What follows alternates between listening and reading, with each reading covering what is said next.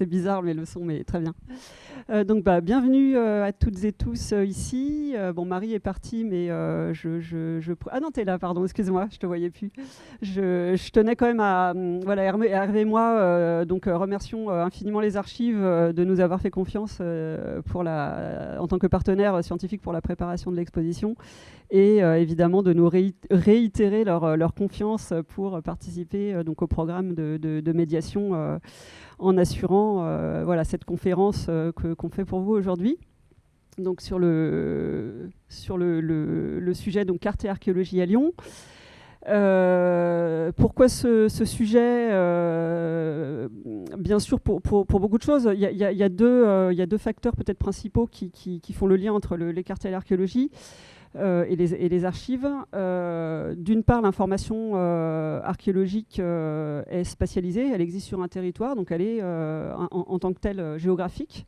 Donc déjà, ça a un rapport avec la carte parce qu'on est dans l'espace. Et en archéologie, on travaille sur les espaces du passé. Et donc, on va donc dans un territoire, et donc on va nécessairement faire appel à de la cartographie historique en particulier. Donc ça, c'est ce qui nous relie beaucoup aussi aux archives municipales, départementales et autres. Je suis en train de perdre le fil de ce que je suis en train de dire. Donc voilà, donc on consulte et on analyse très régulièrement de la cartographie historique, et on est aussi producteur donc de données géographiques et de cartes. Donc c'est ça qu'on va vous présenter aujourd'hui. Donc dans les grandes lignes, parce qu'on est des intellectuels, on vous fait le plan de notre présentation. Donc il y aura donc une partie sur la typologie des cartes anciennes qu'on utilise en archéologie. Alors accès, évidemment, nous on est le service de Lyon, donc il se trouve qu'à Lyon il y a une grande richesse de sources cartographiques. Donc on va essentiellement parler des sources à Lyon, évidemment. Donc à voir avec les éléments qui vont nous intéresser sur ces documents. Ensuite, on va vous parler un peu de l'évolution méthodologique des cartes et comment on passe aussi des cartes historiques et papier à ce qu'on appelle aujourd'hui les systèmes d'information géographique, c'est-à-dire toute la cartographie numérique avec des logiciels qui nous permettent de performer sur nos analyses. Donc ça, on va montrer ce qu'on peut faire. Et puis, voilà comment nous, en tant qu'archéologues, on est producteurs de données géographiques spatialisées, et comment on produit, enfin qu'est-ce qu'on en fait, quel est l'usage en fait de ces données et des sources dans la pratique de l'opérationnel archéologique, et qu'est-ce qu'on produit avec quelques exemples de cartes. On va dérouler l'exposé. On vous propose si vous avez des questions, de lever la main, et peut-être pour que ce soit un petit peu interactif et que nous on se sente pas en posture professorale. Donc n'hésitez pas. Moi je suis très bavard, donc n'hésitez pas à m'interrompre. Il n'y a pas de souci. Et puis on se passera la parole mutuellement.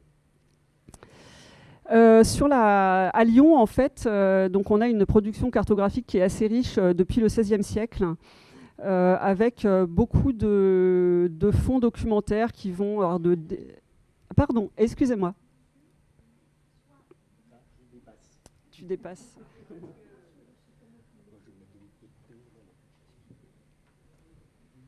On échangera quand tu parleras. Merci.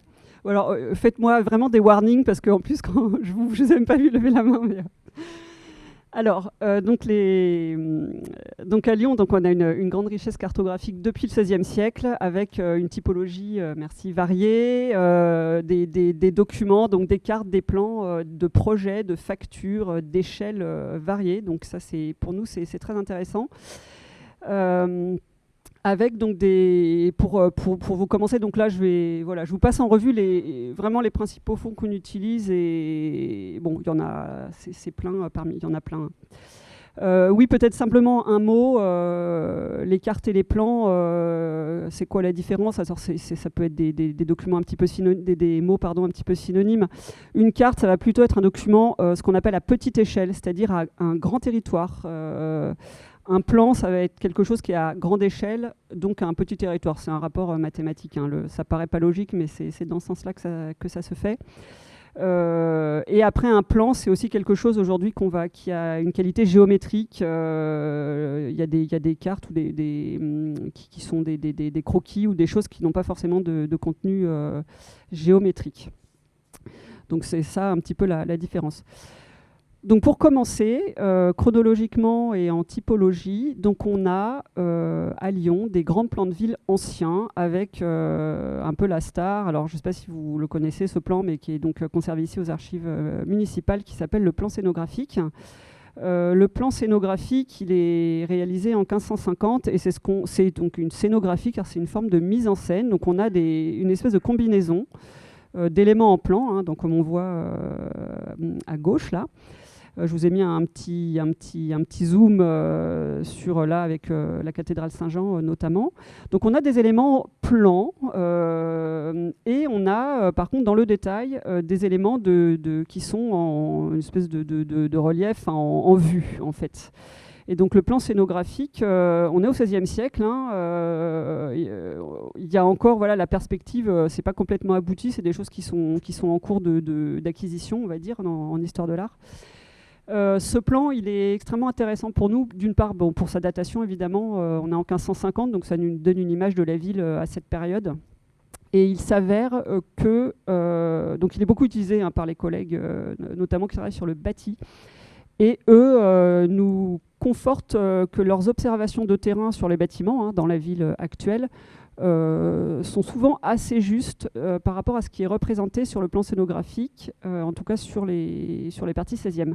Donc on a, les archéologues peuvent je dirais, affirmer que le plan scénographique a quand même une justesse en termes de représentation. Donc ça, pour nous, c'est très important parce qu'on a un document bien daté. 16e, avoir un plan comme ça, c'est quand même relativement rare, même dans les archives au niveau national. Donc voilà, on a par exemple, là, vous avez la vignette donc avec la cathédrale Saint-Jean, ici un mur d'enceinte, le mur d'enceinte de l'enceinte canoniale, une ancienne porte, des éléments qui ont disparu. Donc ça nous documente de par sa date des éléments qui n'existent plus aujourd'hui. Le plan scénographique, il est orienté à l'ouest, c'est-à-dire le nord est à droite et en haut du plan, c'est l'ouest. C'est ce qui est conventionnel à Lyon avant le 19e, en fait. Et donc, il a des dérivés. Ce plan scénographique, c'est un style de plan qu'on retrouve notamment au XVIIe siècle. Des commandes, en fait, du consulat, c'est des commandes qu'on fait à des graveurs cartographes dans une démarche, en fait, de magnifier la ville, d'avoir des documents un peu clés. Et donc souvent il y a des textes, il y a des choses autour du plan qui l'agrémentent. Il y a des dédicaces, pas mal de choses. Mais en tout cas, il y a vraiment des justesses dans la... Enfin, c'est vraiment des plans qui sont levés sur le terrain. On sent qu'il y a cette justesse du regard. Alors évidemment, c'est pas géométrique. Il y a des choses il y a des détails ou des manques à certains endroits. Mais c'est des sources vraiment hyper précieuses. Ici, là, je vous ai mis par exemple le pont de la Guillotière, hein, qui est le pont du Rhône historique, hein, qui est le plus ancien. Il a été testé au XIIIe siècle. Et on a sur le plan... Donc pardon, ça c'est le plan de Simon Maupin, hein, qui est un plan du XVIIe siècle, 1659. Et vous avez par exemple, là je vous ai entouré parce que je crois que l'information rigolote, un four à chaud.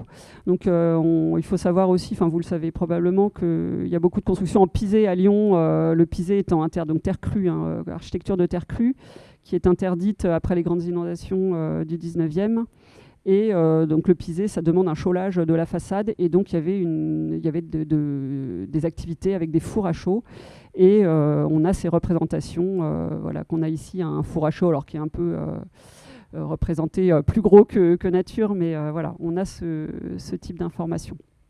Donc ça nous intéresse pour comprendre la ville ancienne, pour avoir les monuments principaux de la ville et potentiellement avoir Nous, on peut retrouver très fréquemment des traces de four à chaud plus ou moins anciens en fouille, donc ça nous informe sur ce qu'on peut potentiellement trouver. Au XVIIIe, donc il y a des changements, le siècle des Lumières, hein, le XVIIIe, on a des changements dans les techniques, on a des changements scientifiques, donc on a des nouveaux procédés qui arrivent dans le lever des plans, et c'est là qu'on a les plans qui commencent à être géométriques. Et donc ça nous intéresse, nous, directement, parce que ce sont du fait de ces qualités géométriques, on va, nous, pouvoir commencer à les utiliser dans un ordinateur, on en parlera juste après. Le plan Sérocourt, Claude Sérocourt, donc pareil, géographe, graveur, qui réalise ce plan. Vous voyez, donc on est toujours un peu dans la tradition des plans antérieurs. Donc le nord est à droite. On a la ville intramuros. On n'a pas trop la rive gauche parce que la ville de Lyon n'est pas encore développée vraiment du côté de la rive gauche du Rhône. On voit la ville à l'intérieur de ses remparts. Et là, ce type de plan, outre sa qualité géométrique, bon, ça nous donne une vue générale de la ville, donc en 1735, qui est la date de ce document. Et on va avoir des informations sur les monuments. Alors ça, c'est les choses un peu classiques qu'on retrouve sur les plans de ville. Les principaux monuments, le maillage des rues, et puis là, on a les noms des rues notamment. Donc ça nous permet, quand on va intervenir sur le terrain, de voir si on a les bords des îlots, par exemple. Les rues ont beaucoup changé, notamment à Presqu'île, il y a eu des grandes percées. Donc là, on a le maillage ancien de la fin de l'Ancien Régime. Et donc c'est des documents qu'on va exploiter pour avoir le contenu de l'état de l'occupation du sol au milieu du 18e. Oui.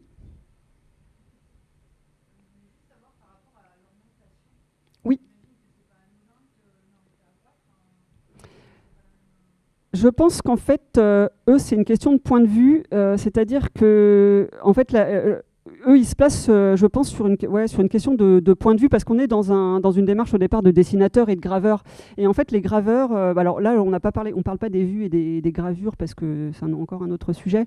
Mais là, non, je pense pas. En fait, là, à mon avis, c'est une question de point de vue d'artiste, si vous voulez. Toutes les gravures, elles sont faites depuis la rive gauche du Rhône, et on voit les collines de Fourvière. Je pense que c'est ce qui est parlant et ce qui est visible et ce qui est visuel. Donc en fait, je pense qu'on part de là au départ d'avoir une tradition de dessin, de peinture, gravure qui montre Lyon vu depuis la rive gauche qui est plate en fait. Vous voyez, ah oui, je pense que c'est lié à la topographie. En tout cas, moi, je connais pas d'autre chose. Après, il y a peut-être d'autres explications que j'ignore. Mais pour moi, c'est lié à un point de vue d'artiste au départ. Et après, quand on y applique les normes cartographiques, ça tient là-dedans, ça tient dans un format... je pense que le Lyon, ça tient bien dans un format paysage. Aujourd'hui, maintenant, on a des découpages et on met le nord en haut parce que c'est les conventions. Mais Lyon, ça tient bien... Oui, pardon, ouais. Oui, oui. Oui. Oui. Oui, il y a des noms de rues sur le plan scénographique. Ouais, oui, tout à fait. Ouais. Oui, complètement. Ouais. Non, c'est pas nouveau. Ouais, voilà, là, il y a la rue Sainte-Croix. Oui, vous voyez, rue de la Bombarde. Donc c'est intéressant parce que ça permet de voir. Il y a des noms. Rue de la Bombarde, c'est toujours le même nom. Ça permet de donner un peu l'ancienneté de. Pardon. Non, il est assez complet, le plan scénographique. Par contre, le plan Maupin, je crois pas qu'il y ait les noms des rues, il me semble pas. Ou ponctuellement, il y a des éléments topographiques, mais le plan scénographique, il est quand même assez fourni en termes de contenu. C'est aussi un de ses avantages. On a, pour changer un peu de typologie, moi j'ai appelé ça des plans de quartier. En vérité, alors c'est souvent des plans qui sont levés soit dans du cadre juridique, soit dans des cadres fonciers. Mais en tout cas, moi j'appelle ça des plans de quartier, parce que pas vraiment des plans parcellaires, ni des plans de ville. Mais bon, c'est une catégorie un peu arbitraire. Ici, un plan du domaine de Gorge de Loup au XVIe siècle. Pareil, on a un peu une partie un peu plan, en fait. Vous voyez, c'est vraiment ce qui se fait, je pense, à l'époque. Et puis, dans le détail, des éléments un peu sous forme de vue. Bon, ça, je vous l'ai mis parce que c'est un joli plan. Et c'est la villa de Gorge de Loup, elle est sous la voie rapide aujourd'hui. Donc là, au niveau de Montriblou, là où il y a l'arrêt de bus avec le pont. Donc voilà, c'est des choses qui ont beaucoup changé. Mais donc ça, c'est des documents auxquels on va faire appel justement pour avoir, par exemple sur le domaine, là, on ne fouillera pas ce secteur parce qu'il y a une route dessus aujourd'hui, mais simplement ça peut, on voit par exemple il y a un mur avec une petite porte, il y a une serve, donc un bassin, une fontaine, donc ça c'est des choses qu'on est susceptible de retrouver en fouille. Alors c'est peut-être pas le bon exemple ici, mais ces documents nous donnent du coup un bornage chronologique avec des vestiges potentiels qu'on peut retrouver sur le terrain. Oui. En fait, il y a plein de sur la villa de Gorgelou, c'est très documenté. Ouais. Sur Numélo, le site de la bibliothèque municipale, il y a pas mal de choses. Enfin, oui, il y a beaucoup d'archives. Ouais, tout à fait. Un autre plan de quartier, la Guillotière, donc je vous ai mis parce qu'il est rigolo et sympa. Alors c'est pas forcément quelque chose auquel on va faire appel tous les jours en archéo, mais par contre c'est assez intéressant parce que ça nous donne déjà une vision de la façon dont on peut représenter le territoire en fait à des époques anciennes. Donc là on est en 1710, début du 18e. Ce plan, là, je vous ai fait un petit zoom. Bon, c'est intéressant, on a les remparts, on a le pont du Rhône et on a des mentions écrites. Donc ça, c'est ça aussi qu'on va chercher sur les plans, au-delà de la représentation, c'est des mentions écrites. Donc là, il y a marqué, donc voilà, le pont du Rhône a été construit en 1245 et a 800 pas de longueur. On a des informations sur l'abbaye d'Ainay. Alors évidemment, ça, c'est les informations que les personnes qui ont levé le plan avaient. Donc ça demande d'avoir quand même un regard critique et d'aller vérifier. Ainay, par exemple, possiblement peut être fondé avant. Donc ça, c'est des questions auxquelles on n'a pas réponse encore aujourd'hui. Mais en tout cas, on peut aller chercher ce type d'informations. Et puis, voilà, on voit le pont du Rhône, on voit les Launes, on voit les remparts. Donc ça, puis voilà, la Grande Rue de la Guillotière, c'est des plans qui sont quand même aussi sympathiques à regarder et qui, de par leur contenu, peuvent nous apporter de l'information historique. Dans les plans de quartier, alors pareil, bon, je vous ai mis celui-là parce que je l'aime bien. Et donc c'est un plan de 1789 qui a été levé par un notaire dans un conflit entre les habitants de Vèze et le consulat de Lyon pour un problème d'impôt à la porte de ville. Mais en tout cas, donc ils font lever ce plan parce que alors, quand il y a des questions d'impôt et d'argent, forcément, faut être précis. Et donc du coup, ça c'est un plan vraiment très intéressant parce qu'au niveau topographique, il montre vraiment tout bien les reliefs. Donc là, les ponts de Loyasse. Le quartier de Vèze et donc aujourd'hui c'est un quartier complètement urbanisé. Là on voit que c'est encore très rural. En fait c'est un quartier qui connaît une transformation assez récente en fait. Et là et donc on voit donc on est en 1789. Ça vous parle, c'est la Révolution française. On a la place Valmy qui est déjà construite et les deux percées, les deux nouvelles routes royales qui sont ensuite départementales et qui sont redéclassées depuis. La rue de Bourgogne et la rue Marieton qui sont donc aménagées. Alors la rue de Bourgogne est plus ancienne, mais en tout cas il y a un aménagement à ce moment-là et l'urbanisation de Vèze démarre à peu près à cette époque. Et donc Saint-Pierre, le petit quartier, était comme ça au cours du Moyen-Âge jusqu'à cette période. En typologie, pour continuer sur la typologie des plans, des documents auxquels on va énormément faire appel, ce sont les plans parcellaires. Donc les plans parcellaires, ce sont pas des cartes, ce sont des plans, donc une grande échelle qui représente une petite zone. Et là, on va rentrer dans un détail de découpage donc parcellaire et ou foncier, les deux souvent étant reliés. C'est des documents qui sont réalisés par des notaires la plupart du temps pour lever les biens de la propriété. Donc on est à l'Ancien Régime, on a des grands propriétaires terriens qui possèdent des biens et qui font donc lever l'état de leur propriété. C'est très variable, la facture. Alors, ça s'appelle des plans terriers, ça représente les terres. Et on a aussi, c'est pour ça que j'ai mis dans le titre, des rentes nobles, c'est-à-dire qu'on a des grands propriétaires, donc c'est des nobles. Et à Lyon, on a des atlas de rentes nobles parce qu'on a des grands propriétaires, souvent religieux, Saint-Jean, Saint-Just, enfin tous les grands institutions religieuses historiques. Et ces atlas de rentes nobles qui sont conservés aux archives départementales ont été brochés en fait sous forme de livres. Donc là, je vous ai fait des extraits, c'est des versions numériques, mais c'est des gros bouquins avec des très grands plans, et c'est pour ça que ça s'appelle les atlas des rentes nobles, puisque ce sont les livres fonciers qui permettaient de lever les impôts. Factures très variées, avec des plans un petit peu schématiques. Là, on est par exemple dans la zone de l'Hôtel-Dieu, donc là c'est dessiné à l'envers, mais c'est la chapelle de l'Hôtel-Dieu, du coup, donc ça, avec le découpage parcellaire. Donc on est au milieu du 18e. Ici, un plan qui est à Vèze, si je ne m'abuse, voilà, c'est ça. Donc souvent très schématique, qu'il faut exploiter comme ça. Il faut les regarder, il faut savoir où c'est, et puis on peut en tirer quelques informations. Ici, notamment des moulins, parce qu'on a le moulin Chopin qu'on a retrouvé lors d'une fouille archéologique. Donc ça nous permet de nous renseigner aussi pour interpréter des éléments. Des choses dans les Rotnov, on a des choses aussi, comme on est à la fin du 18e, un peu plus solides du point de vue géométrique, beaucoup plus affinées. Donc ici, un plan autour de Fourvière. Donc ici, vous voyez les théâtres qui ne sont pas encore vraiment remis au jour. Donc, oui. Je le faisais avec la flèche, mais vous ne l'avez peut-être pas vu là. Je ne sais pas, vous voyez la flèche? Ah, bah, je suis navrée parce que moi, j'avais la flèche. Pardon. Bah, donc en fait, voilà, le théâtre, le truc marron là, voilà. Je suis navrée, j'avais la flèche, je pensais vous... Voilà, le pointeur. Donc voilà. Donc le théâtre. Donc l'antiquaille, voilà. Mais vous avez bien fait de vous manifester. Et donc ici, on voit un petit peu là le bouquin, l'Atlas de la rente noble du coup de Saint-Martin-des-Nez, avec un détail du quartier de l'Hôtel-Dieu. Ici, on est donc sur du foncier, et là, on a, vous voyez, la rue de la Barre, qui est toujours la même, avec le pont du Rhône et de l'autre côté. Et on a tout le découpage parcellaire qui précède à l'extension de l'Hôtel-Dieu. Et aujourd'hui, vous avez les magasins là, et puis l'Hôtel-Dieu avec la cour du Midi, avec le centre commercial qui est donc ici. On verra des plans de fouille tout à l'heure de ce secteur-là. Donc ça, nous, en archéologie, les plans parcellaires, c'est important pour nous parce qu'on est justement sur un niveau de détail qui est proche de celui de la fouille.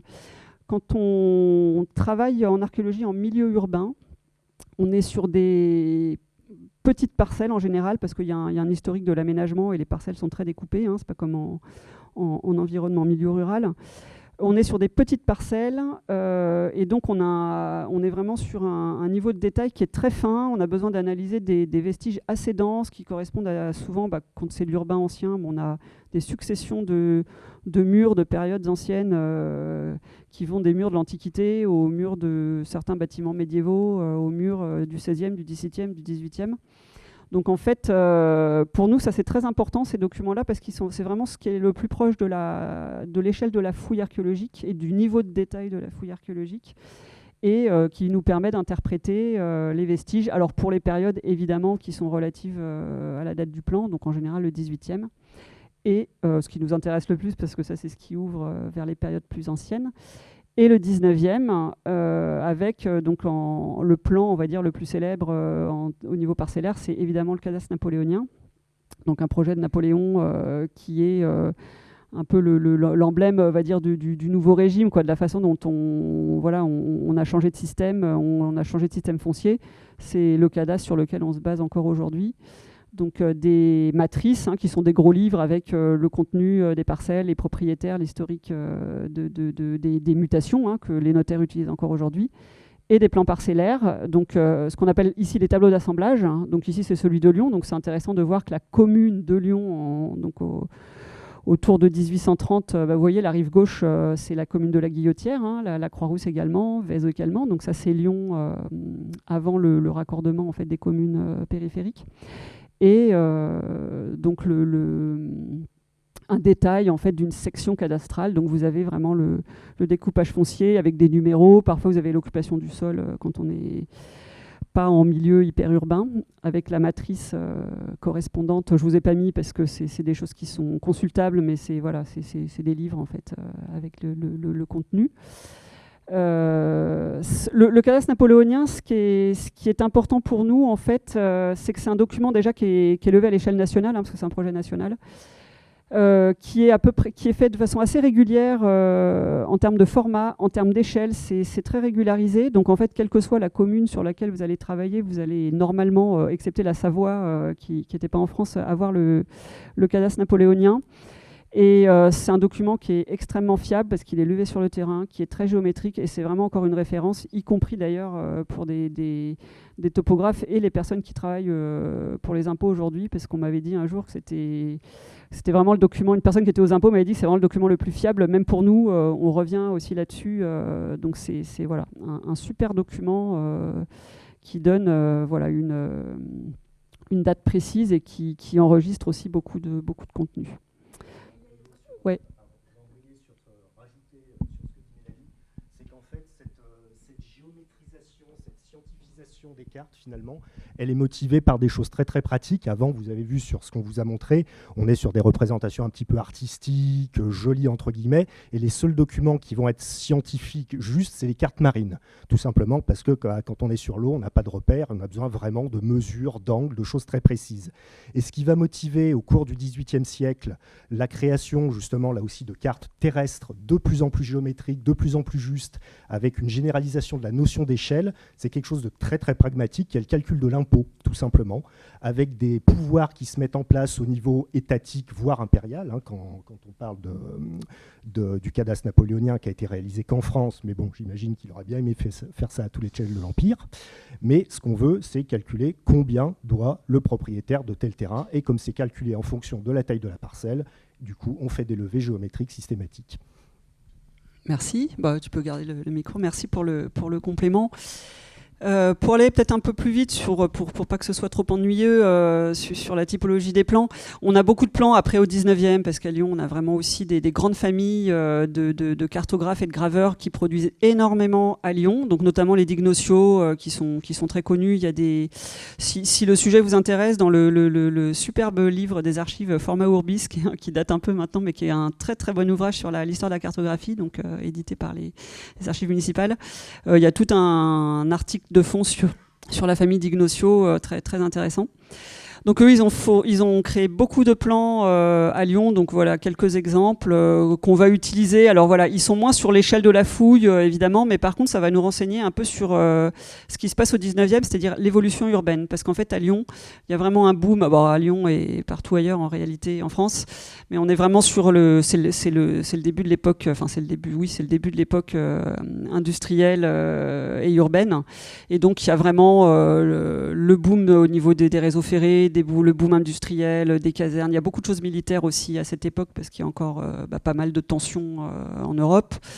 Donc là, simplement, voilà, vous voyez le parc des La Tête d'Or qui normalement est là, n'est pas ouvert. Il y a encore des bras du Rhône à cet endroit, hein, donc ça permet d'expliquer aussi la physionomie du parc actuel, hein, avec les leçons d'humidité, etc. Parce qu'on a encore les bras qui circulent probablement aussi en souterrain, même si on a les bras latéraux aujourd'hui. La caserne de la Pardieu, le quartier des Brotteaux qui est en cours d'extension ici, la Guillotière, enfin voilà. Ça nous donne aussi un peu des jalons sur la transformation du paysage du rural vers l'urbain, notamment donc en rive gauche et puis dans les communes périphériques. Donc ça nous intéresse aussi parce que nous on s'intéresse à l'histoire à l'histoire de l'humanité en quelque sorte, donc qui va être du vestige jusqu'à son contexte large.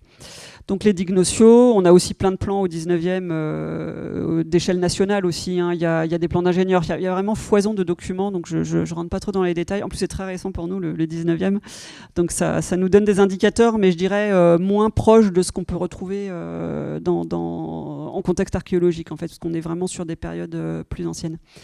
On a aussi beaucoup de plans militaires. Je laisse la parole à Hervé sur ce sujet.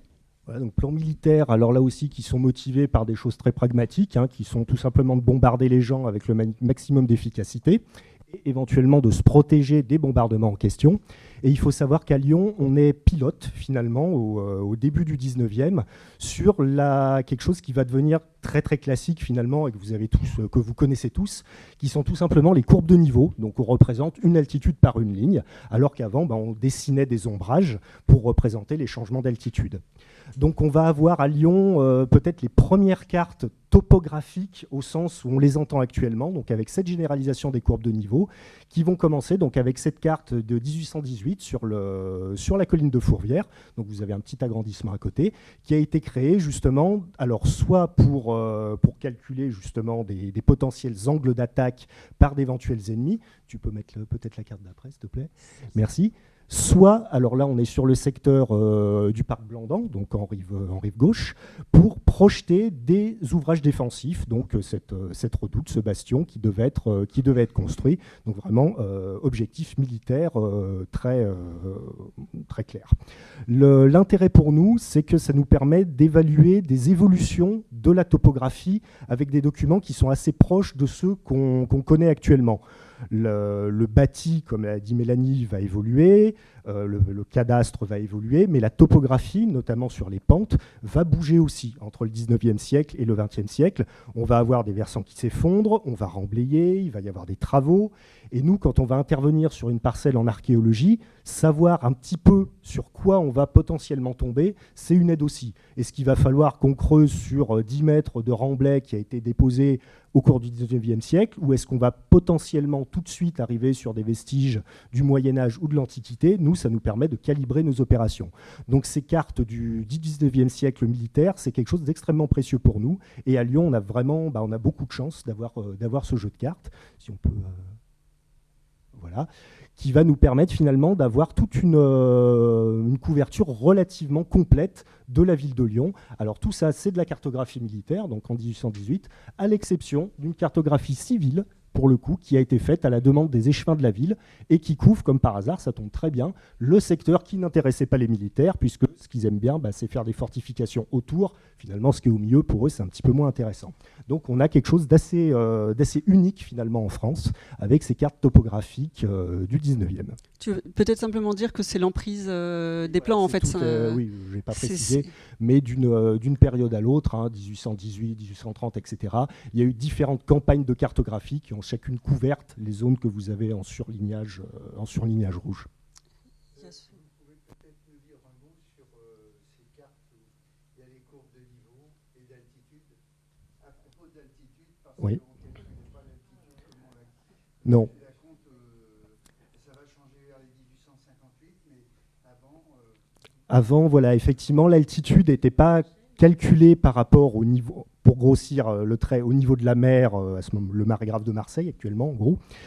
Elle était calculée par rapport à un plan imaginaire qui était situé au-dessus de ce qu'on voulait cartographier. Et en fonction de l'époque, ce plan imaginaire, son altitude, a varié aussi. Donc on a réalisé un travail, alors je crois qu'il est présenté dans l'expo d'ailleurs, de recalcul de ces niveaux imaginaires de départ pour permettre justement l'utilisation de ces cartes dans nos systèmes d'information actuels et de les comparer justement avec les cartes actuelles. Et on a ce changement de paradigme qui arrive quand Bourdaloue, en gros, va homogénéiser la manière de calculer l'altitude à l'échelle de l'ensemble de la France. Avant, en fait, chaque ville, chaque région avait un petit peu, voire chaque cartographe, finalement, avait un petit peu sa manière de représenter l'altitude par rapport à un repère qui choisissait, je dirais pas au doigt mouillé, mais c'était un élément un petit peu représentatif. Un point haut ou un point bas. En l'occurrence, à Lyon, c'était l'ancien pont du Change. Non, il n'y avait pas vraiment de point haut. C'est-à-dire qu'à Lyon, en tout cas, ils ont pris le repère du pont du Change et ils ont décidé, on met un plan à 500 mètres au-dessus du pont du Change. Voilà. Et donc, les chiffres que l'on retrouve sont en négatif.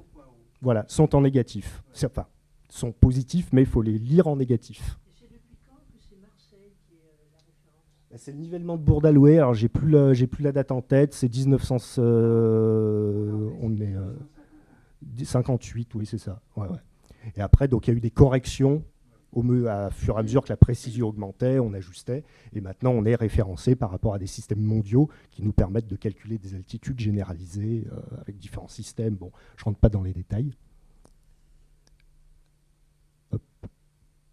Celui-là, il aurait dû arriver avant. Bon, c'est pas grave. Voilà, encore un plan, justement, un exemple de plan. Donc, c'était cette fois-ci les projets d'enceinte de la Croix-Rousse, donc toujours avec ces courbes de niveau. Et on retrouve d'ailleurs dans le tracé actuel des rues, des parcs, les traces des anciennes fortifications. Voilà. Et donc, sous ces plans militaires, ils ont aussi un intérêt, effectivement, par rapport aux fortifications, en fait, qui ont été très nombreuses, très anciennes et très nombreuses et régulièrement rénovées à Lyon. Donc, ça nous permet d'avoir des choses assez précises, parce qu'il y en a beaucoup qui n'existent plus ou qu'on connaît plus ou moins bien.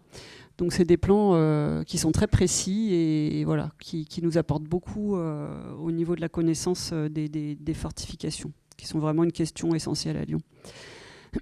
Donc en fait, simplement pour terminer sur cette première partie un peu typologique, là on vous a présenté un peu les principales sources auxquelles on va faire appel quasiment systématiquement quand on va travailler en archéologie. Il y en a beaucoup d'autres. On va sélectionner des documents aussi particuliers en fonction des fouilles. On va aller rechercher des documents aux archives. Il y a foison de documents anciens. Il y a foison de cartes et de données géographiques auxquelles on fait aussi appel, mais on pourrait en parler pendant des heures. Donc voilà. Donc les trois critères qui vont nous permettre de sélectionner les documents, les sources historiques auxquelles on fait appel, la datation, 16e, 17e, 18e, le contenu, enfin le projet du plan et le contenu, le niveau de détail du plan, parce qu'on va trouver ce qui nous intéresse sur le contexte, le maillage des rues, les îlots, le bâti, la microtopographie, des éventuels vestiges qu'on peut retrouver. Et donc le troisième critère qui nous permet de faire la transition avec la partie suivante, c'est ce que je disais tout à l'heure, leur qualité géométrique. C'est à partir du moment où on a, je dirais, des levées scientifiques avec vraiment un savoir-faire vraiment spécifique, on va pouvoir, nous, dans l'outil numérique, les utiliser. Et en fait, ça, c'est ce qui va donner toute la dynamique et l'efficacité de notre travail. Donc, je vais repasser aussi la parole à Hervé pour la suite. Je vais faire très rapidement un historique, un balayage très rapide. Donc c'est ce que je vous disais, qu'on part des premières cartes qui sont du dessin manuel, avec des distances qui ne sont pas forcément d'une précision folle, des choses qui sont dessinées un petit peu à la louche entre deux repères qu'on a à peu près mesurés. Bon, c'est un côté quand même assez artistique, avec une volonté quand même d'exactitude, mais voilà, des représentations qui sont parfois un petit peu originales, avec des représentations 3D de bâtiments, comme ce que vous a montré Mélanie tout à l'heure. Voilà. Alors là, sur la carte de Cassini, on a déjà un effort quand même de géométrisation. On ne représente pas les bâtiments avec des petits trucs en vue isométrique. On dessine quand même des îlots comme si on était vraiment vu de dessus, mais la précision reste approximative, on va dire. Je suis un peu loin du... Pas de souci. Quand l'informatique va se généraliser, donc on va dire que ça va commencer autour des années 1950, les premiers usages, ça va être de transférer les méthodes, ce qu'on faisait à la plume, au pinceau, au fusain avant. On va, alors, en ajoutant la précision, les capacités de mesure évidemment de cette époque-là, on va simplement les transférer sous forme informatique. On fait la même chose, mais au lieu de dessiner avec un pinceau, on dessine avec une souris ou avec un stylet. Fondamentalement, le concept ne change pas beaucoup. On continue à dessiner un document qui a vocation à être imprimé ou lu sur écran, mais pas plus. Et finalement, c'est à partir on va dire des années 80 qu'on a vraiment une généralisation, peut-être la slide d'après, merci, qu'on a vraiment une généralisation avec l'augmentation de la puissance de calcul des ordinateurs de ce qu'on va appeler le système d'information géographique. Les ordinateurs, tout simplement, on commence à se dire ça devient relativement puissant, on peut commencer à leur demander des choses, à leur demander d'analyser et pas simplement d'afficher. Et à partir de ce moment-là, on va pouvoir commencer à intégrer sous un support informatique donc des données de différentes natures, donc comme ce que vous avez là. Vous avez à la fois de la donnée qui va représenter le relief, on va pouvoir ajouter par-dessus un parcellaire, et surtout on va pouvoir commencer à l'interroger, et c'est un petit exemple que vous avez ici, c'est-à-dire que je vais pouvoir demander tout simplement à mon logiciel, si je trace une trait qui va d'ici à ici, quelle est l'altitude, quel est le profil de mon terrain sur cette ligne-là. Et ça, c'est ce changement conceptuel, le passage de la carte dessinée, même si c'est en informatique, ça reste un dessin, au système d'information géographique qui va être le gros shift et qui va être quelque chose qui va devenir totalement générique finalement et bien intégré à partir des années 2000 où la généralisation de la micro-informatique financièrement accessible, on va dire, va vraiment permettre une large diffusion de ces données-là. Et là, ce que vous avez sous la main, pour vous dire à quel point c'est généralisé, c'est tout simplement le site de l'IGN, consultable en ligne par n'importe qui. C'est ce que vous avez sous Google Earth quand vous lui demandez de calculer l'itinéraire en train, à pied, etc., entre un point et un autre. Derrière, c'est un système d'information géographique qui se charge de mouliner tout ça et de vous rendre une carte, mais qui n'est pas une carte dessinée au sens traditionnel. Et du coup, ce qu'on a aujourd'hui dans un système d'information géographique, donc c'est en gros un ordinateur avec un jeu de données derrière, tout simplement, qu'on interroge avec un logiciel spécifique.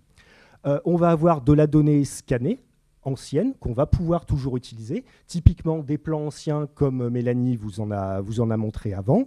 Des cartes dessinées à l'époque des débuts de l'informatique, mais qui n'étaient pas encore des documents purement numériques, qu'on va scanner et qu'on va utiliser parce qu'elles peuvent être intéressantes. Donc là, une carte IGN, alors je ne sais plus de quand elle date, celle-là, peu importe.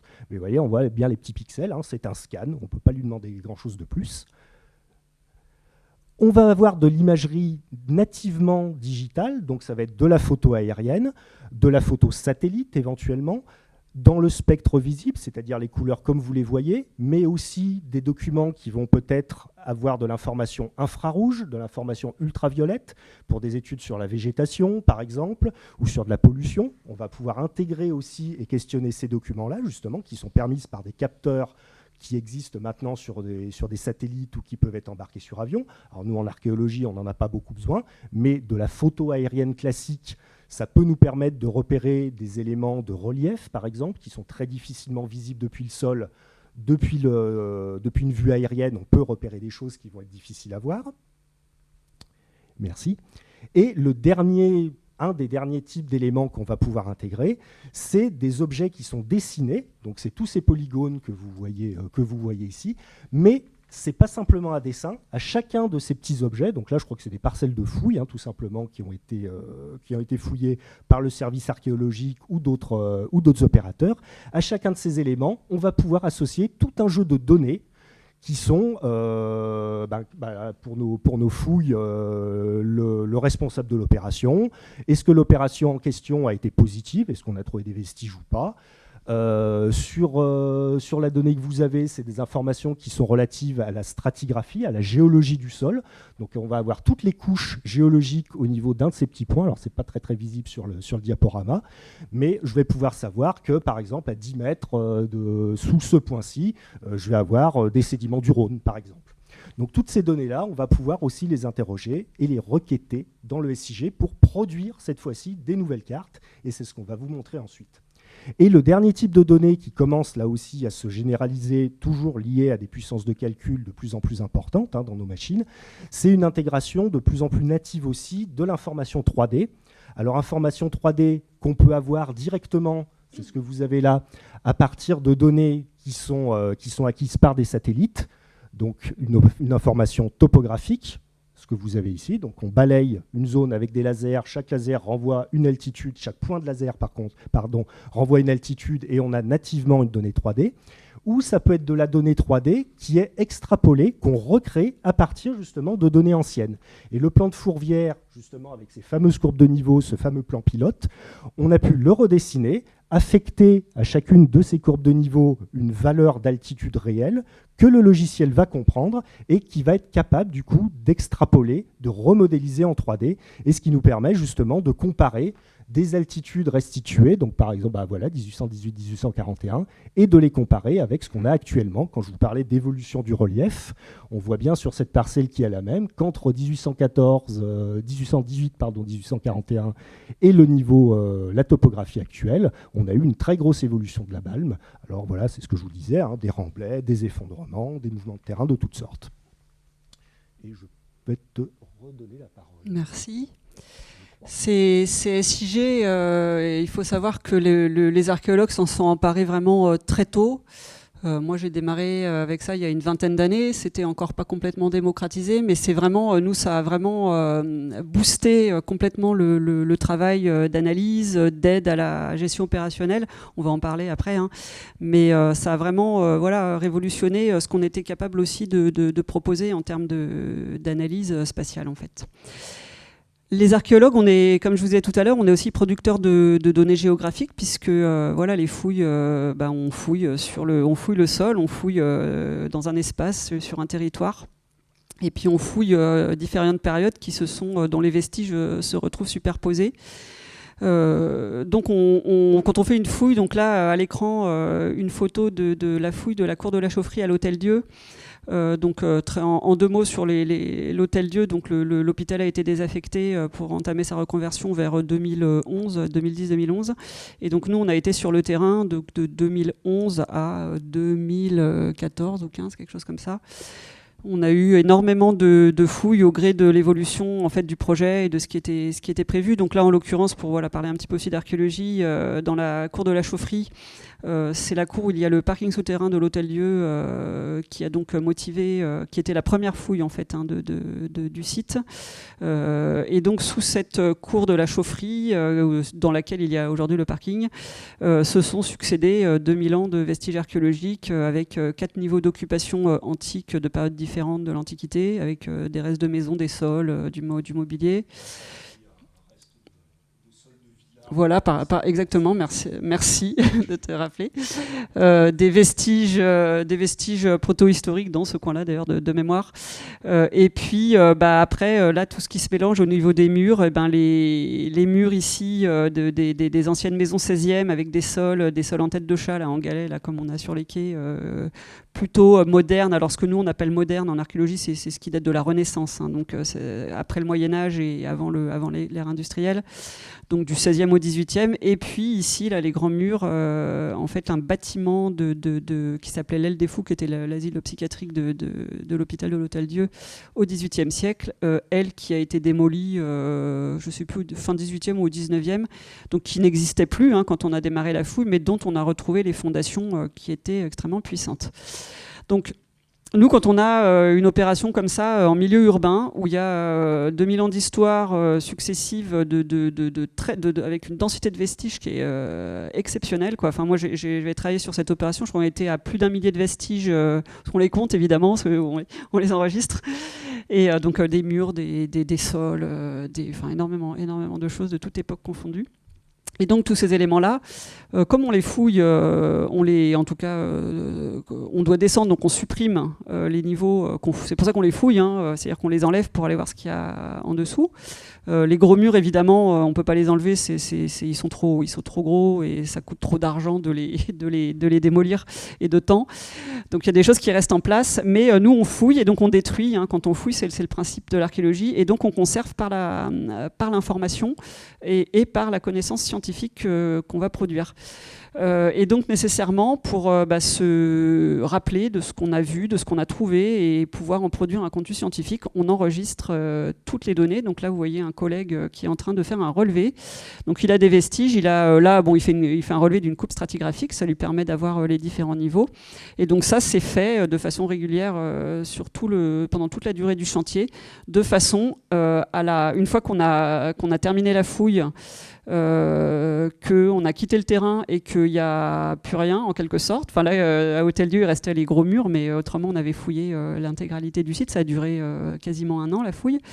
Il faut qu'on puisse restituer ces informations et qu'on puisse du coup éditer des plans avec tous les vestiges et ce support planimétrique qui nous permet après de réfléchir. Alors évidemment, il y a tout un travail d'équipe pour réfléchir à la datation des différents vestiges. Alors via les plans, quand on peut les avoir sous la main et que ce sont des vestiges modernes, mais après il y a d'autres méthodes d'investigation pour dater les vestiges.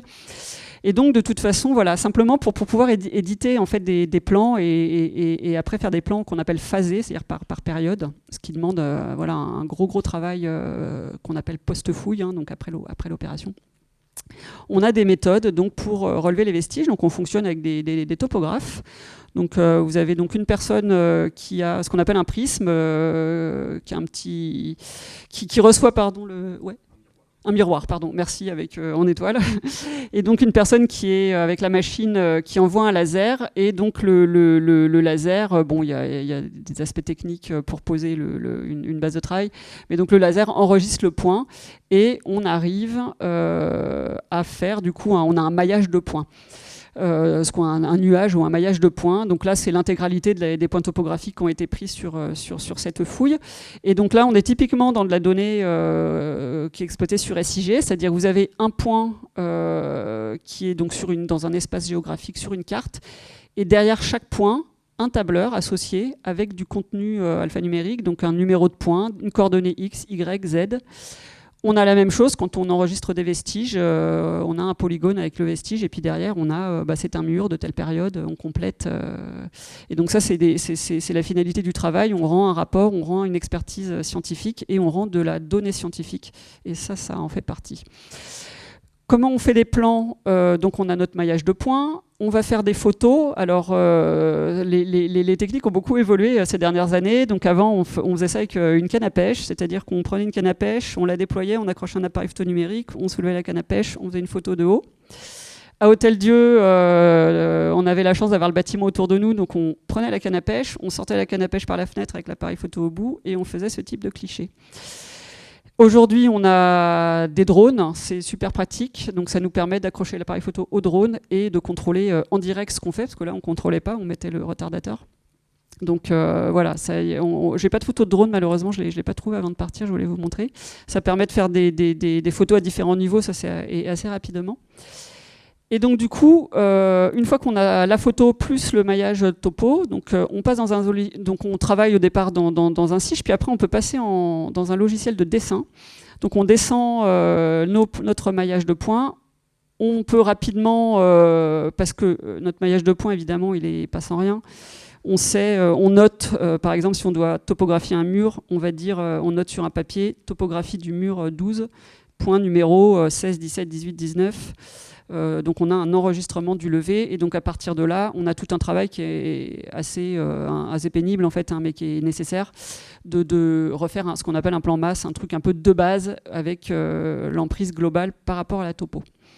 Et à partir de là on superpose ces éléments et on peut redessiner proprement d'après la photo en ayant quelque chose de localisé.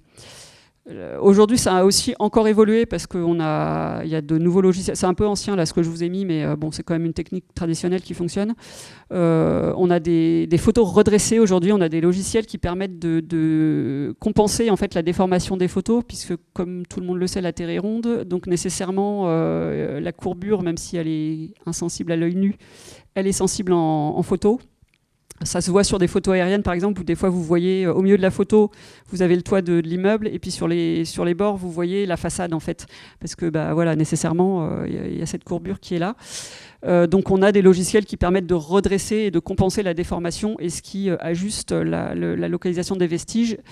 Ça paraît un peu peut-être se tirer les cheveux, mais en réalité, ça induit on a besoin d'une précision vraiment forte, et si on ne le fait pas, il y a des décalages et ça fausse nos plans de fouille et après les choses ne recollent plus. Donc voilà, ça nous assure une qualité.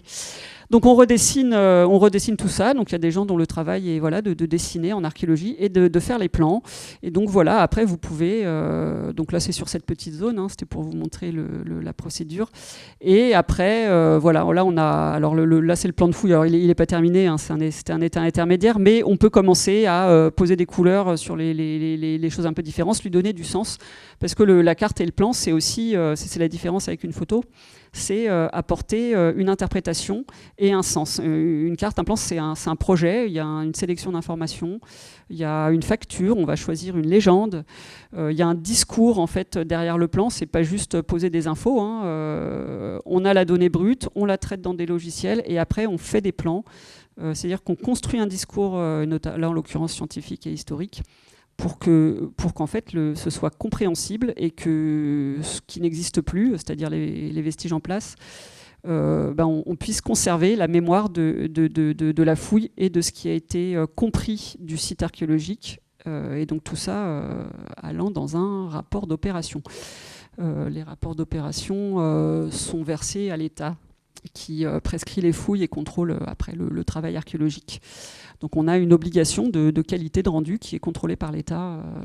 Les rapports sont publics et accessibles à l'État. Il faut prendre rendez-vous. Voilà, ça existe. La fin de notre procédure de travail, en fait, au service archéologique de la ville de Lyon, c'est-à-dire que ça, c'est pas quelque chose qui est systématique dans les services d'archéologie, mais nous, c'est une compétence que la ville, enfin en tout cas que le service archéologique de la ville a décidé de prendre, c'est de travailler sur sa carte archéologique. La carte archéologique, normalement, c'est une prérogative d'État, c'est-à-dire que ça se fait par la DRAC, donc le SRA, hein, le service régional d'archéologie, qui est un sous-service de la DRAC. services déconcentrés donc en région. Donc normalement, c'est leur compétence à eux, mais localement, sur un territoire donné, une collectivité dotée d'un service archéologique, ce qui est notre cas, peut avoir la compétence carte archéo. Donc avoir la compétence, ça veut dire en faire un projet de service, avoir des emplois et des budgets et des procédures de travail pour cela. Donc nous, c'est ce qu'on a. Donc notre carte archéologique au service s'appelle Alias, pour les gens peut-être qui ont déjà entendu, qui connaissent les activités du service, ont sans doute déjà entendu l'acronyme. Ça veut dire archéologie lyonnaise et analyse spatiale. Et donc Alias, c'est donc une très grosse base de données qui fonctionne avec des logiciels, donc système d'information, qui recense donc les vestiges archéologiques via donc la procédure que je vous ai montrée juste avant. Donc on fait toute la procédure de dessin en faisant en sorte que les choses soient bien localisées et une justesse et une précision de localisation géographique entre elles et puis après de localisation. Donc on a tout le contenu des vestiges. Donc là, vous voyez, Hôtel-Dieu, quasiment 10 ans de fouilles archéologiques. Donc là, vous avez l'intégralité des vestiges archéologiques qui ont été retrouvés sur l'Hôtel-Dieu. Tout à l'heure, on était donc dans la cour de la chaufferie que je vous ai montrée. C'était donc celle-ci. Et donc dans Alias, donc les vestiges, les opérations. Donc les opérations, en fait, c'est le nom de la couche chez nous. C'est l'emprise prescrite, c'est-à-dire derrière, c'est un cadre administratif. C'est-à-dire l'État prescrit une opération archéologique, il y a un périmètre, il y a des obligations en termes de surface, profondeur, etc. Il y a des obligations légales. Après, une parcelle qui a été investiguée ne peut pas être à nouveau réinvestiguée sur une certaine durée. Alors, quand il y a eu fouille, la question ne se pose pas parce qu'on a purgé le terrain. Dans le cadre des diagnostics, c'est-à-dire des premières phases d'opération qui permettent de faire une évaluation archéologique avant que éventuellement on prescrive une fouille, donc c'est un autre type d'opération. Voilà, c'est pas derrière au niveau légal, il y a d'autres implications.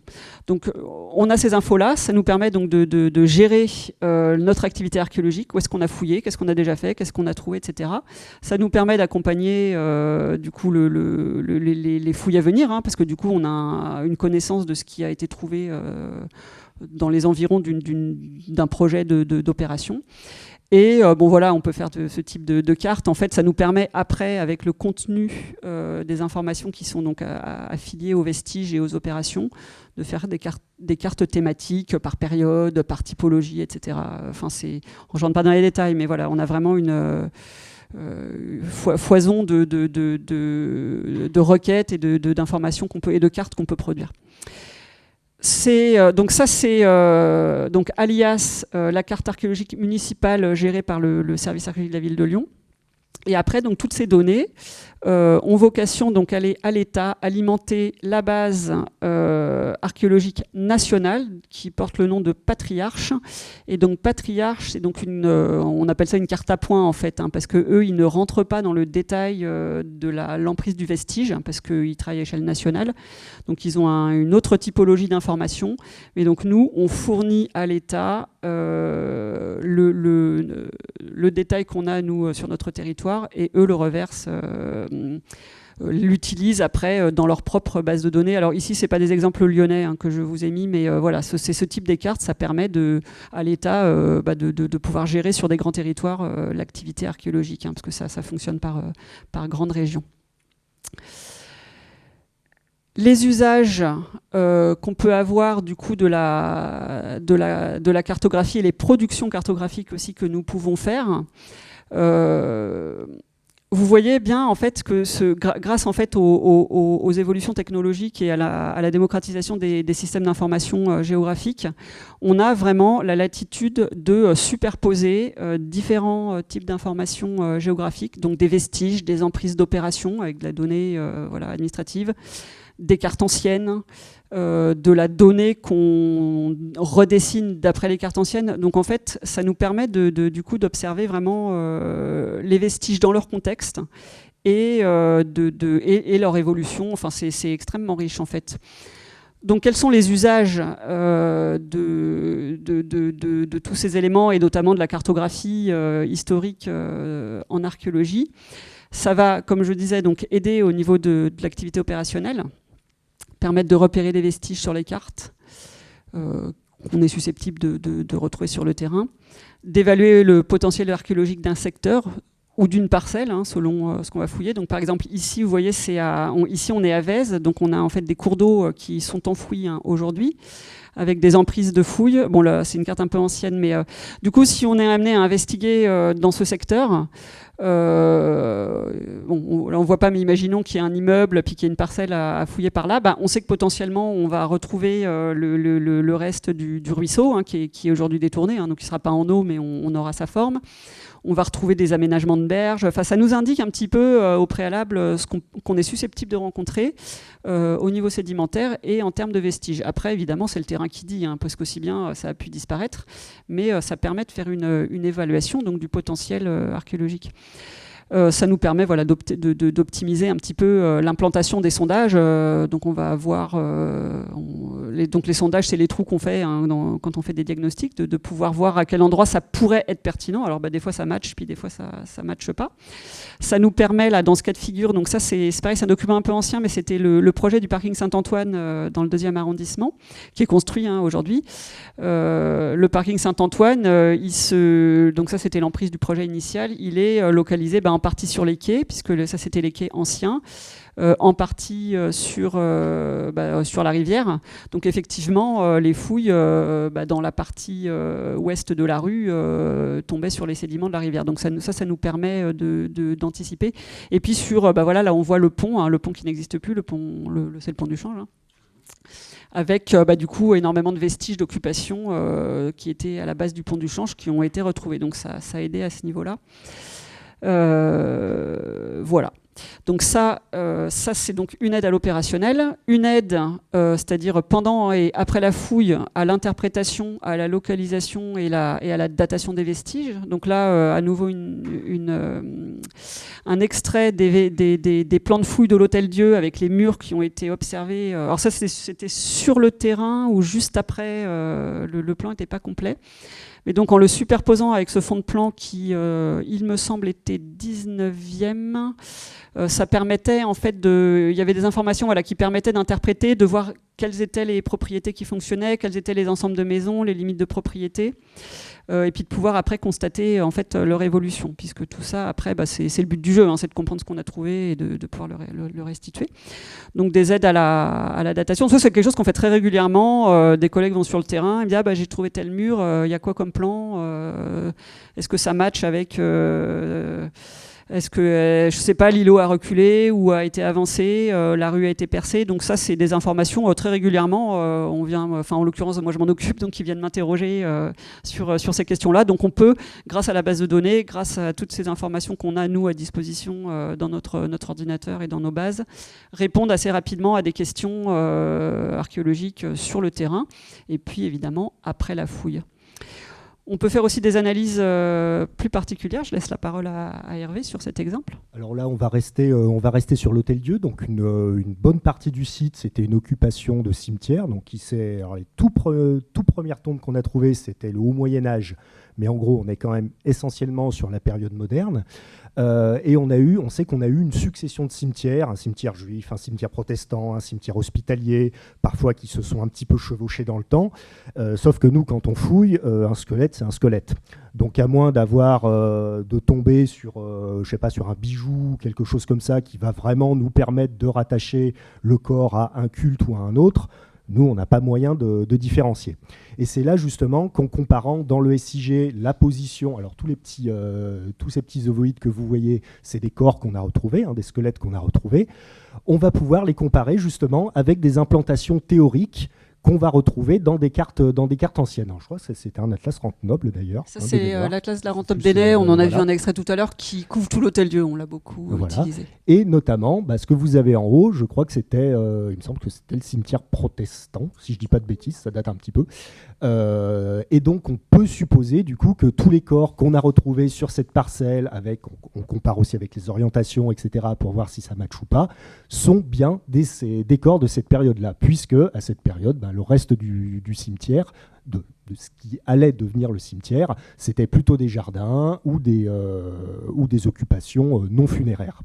Donc ça va nous permettre déjà de qualifier un petit peu notre phasage funéraire, et ça va nous permettre aussi, l'approche SIG et l'approche 3D que je vous mentionnais tout à l'heure, de mieux comprendre aussi la répartition, la manière dont les gens ont été enterrés, regroupés dans des fosses éventuellement, ou enterrés de manière individuelle.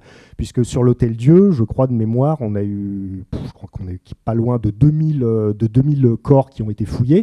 Donc il faut imaginer que c'est sur 11 niveaux successifs des squelettes empilés un petit peu dans tous les sens, que sur le terrain on a une lecture qui est très très difficile pour savoir justement est-ce que c'était une fosse commune où les gens ont été mis un petit peu, je dirais pas en vrac, c'est pas le cas, hein, mais ont été mis les uns après les autres, mais dans une seule inhumation, ou est-ce que c'est simplement des inhumations individuelles qui ont été faites les unes après les autres, mais à chaque fois on rebouche et on réouvre plus tard un petit peu au-dessus pour réenterrer une autre personne. Ça, sur le terrain, c'est extrêmement difficile à voir.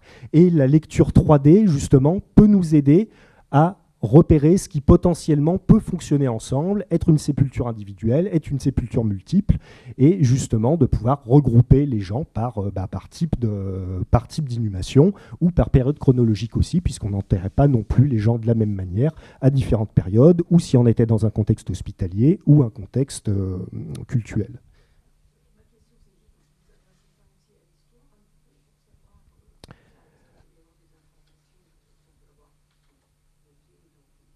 Alors on va avoir des informations sur alors notamment sur le cimetière hospitalier, si on reste sur l'Hôtel-Dieu, sur les entrées et absence de sortie, on va dire plutôt, hein, du coup, de l'hôpital. Par contre, ça ne va pas nous permettre de raccrocher une tombe en particulier à une période ou même à une personne. On va savoir que cette année-là, je ne sais pas, 100 personnes sont mortes de la peste, par exemple, parce qu'on a eu des traces d'inhumation épidémique, mais on ne va pas pouvoir les localiser très précisément. Mais justement, en comparant ces éléments historiques avec ce qu'on retrouve sur le terrain et ce que le SIG nous permet de lire finalement, quand on sait que, je sais pas, 50 personnes ont été enterrées tel jour à la suite d'une épidémie, et que nous, comme par hasard, on retrouve dans un secteur que les datations radiocarbone vont à peu près coller aussi, une fosse commune où on a une cinquantaine de personnes, le lien, il est tentant, on va dire. Ça peut nous aider à interpréter et à comprendre notre site. En complément, bien sûr, et vous avez tout à fait raison, on fait appel aux sources écrites. Aujourd'hui, la conférence est cartes et archéologie, donc nous, on est axé sur l'aspect spatial. Simplement, il y a effectivement des personnes qui sont archivistes, historiens dans l'équipe et qui vont, selon la possibilité, aller consulter les archives pour apporter du contenu sur ces questions-là. Alors moi, c'est pas du tout les miennes, donc je pourrais pas répondre aux questions.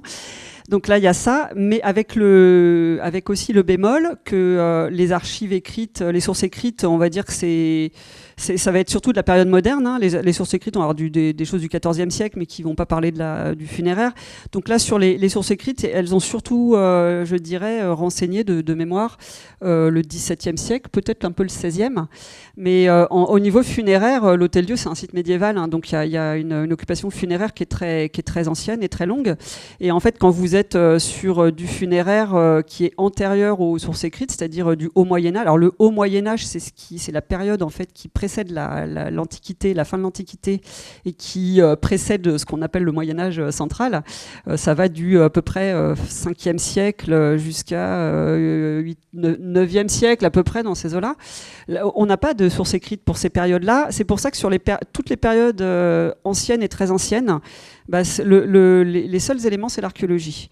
Donc après, nous, on doit faire parler les vestiges. Donc quand on peut compléter par des sources écrites ou des sources cartographiques, évidemment, on ne se gêne pas pour le faire. Bien au contraire, ça nous facilite la vie. Mais pour les périodes très anciennes, ou l'Antiquité, qui est extrêmement représentée à Lyon, on n'a pas de sources écrites. Alors il y a des sources. Alors si, il y a des sources antiques, mais très génériques, qui vont avec des choses qui vont parler de Lyon, mais de façon très générale. Donc elles ne vont pas, ces sources-là, apporter une information sur l'interprétation du vestige, tout petit vestige qu'on trouve dans son petit contexte, quoi. Mais bien sûr, les sources écrites, c'est fondamental et on travaille évidemment dessus avec des historiens, des collègues historiens et archivistes. J'ajouterais juste très très rapidement que les sources écrites anciennes ont un petit peu le même biais de lecture que vont avoir des cartes anciennes. C'est qu'on est sur quelque chose qui va être parfois un petit peu narratif, interprété, voire franchement créatif quand on parle des hauts faits de je ne sais pas quel chevalier ou je ne sais pas quoi.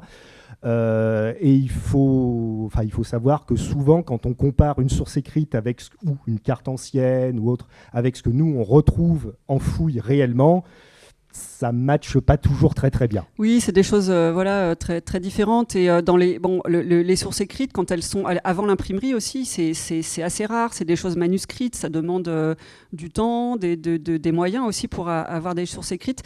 Donc on a des sources, il y a des sources qui sont très administratives. Donc alors elles peuvent être romancées, mais c'est pas forcément toujours le cas. Enfin, c'est pas forcément le bémol principal, mais c'est qu'elles sont ciblées en fait. Elles vont parler de choses très administratives.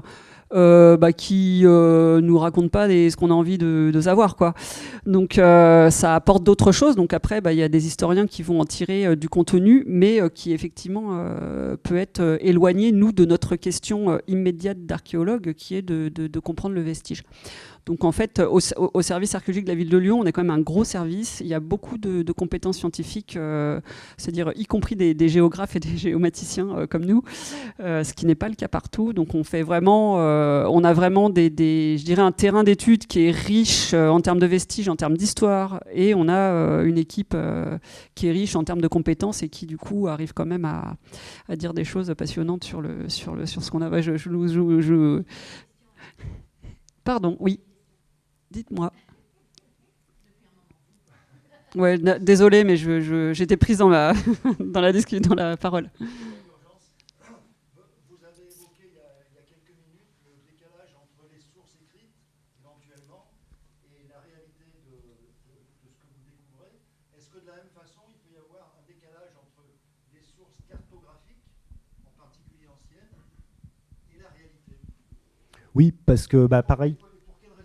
Comme vous le disiez Mélanie, une carte, c'est un objet qui est construit, donc qui peut être construit avec un objectif, on va dire, le plus scientifique possible, un objectif d'objectivité, mais ça peut être aussi un document de communication, quelque chose sur lequel on va vouloir mettre l'accent, qui n'est pas forcément même sans vouloir déformer la réalité, on va mettre en avant quelque chose, on va en occulter d'autres, on va vouloir présenter préférentiellement un aspect, et c'est même ce qu'on continue à faire actuellement. Beaucoup de cartes qu'on voit sont avant tout des documents de communication, où on va vouloir vous mettre en avant, je ne sais pas, ce que fait une société en termes d'écologie.